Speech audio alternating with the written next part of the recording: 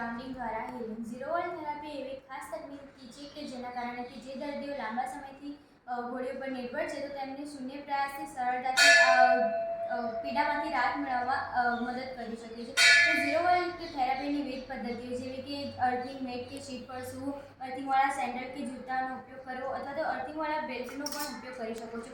પરંતુ તમે જમીન સાથે સંપર્કમાં નથી આપી શકતા તો તમારા ઘરમાં જ્યાં અર્થિંગ કરાયેલું હોય કે જ્યાં પોઝિટિવ અને ન્યુટ્રલ જોડાણ ના હોય તેની જગ્યાએ તમે આ પ્લગનો ઉપયોગ કરીને પણ અર્થિંગ કરી શકો છો. તો ઝેડવીડીની પ્રક્રિયા દરમિયાન શું થાય છે તો આપણા દરેકના પગમાં 14 જેટલા ચેતાંકો આવેલા હોય છે. આપણા ખુલ્લા પગ જ્યારે જમીનના સંપર્કમાં આવે છે ત્યારે આપણા પગના નીચેના ચેતાંકો એ પૃથ્વીના અંદરના ઇલેક્ટ્રોનને શોષે છે અને આપણી શ્વાસ સુધારણાની પ્રક્રિયાને ઝડપી બનાવે છે. તો ઝેડવીડી દ્વારા સમયની સાથે શરીર પર થતી અસર 10 સેકન્ડ પછી આપણા શરીરના વોલ્ટેજ શૂન્ય થઈ જશે. 20 સેકન્ડ પછી તણાવ અને મૂડ સુધરે છે. 30 થી 45 મિનિટ પછી હૃદયના ધબકારા ઘટે છે. 1 થી 2 કલાક પછી પીડામાંથી રાહત મળે છે અને ઊંઘ સારી આવે છે. એક રાત્રિ પછી ગામાથી ઝડપથી સુધારો રોજ આવે છે. પાર્કિન્સન્સના લક્ષણો ઘટે છે અને બીપી જળવાઈ રહે છે.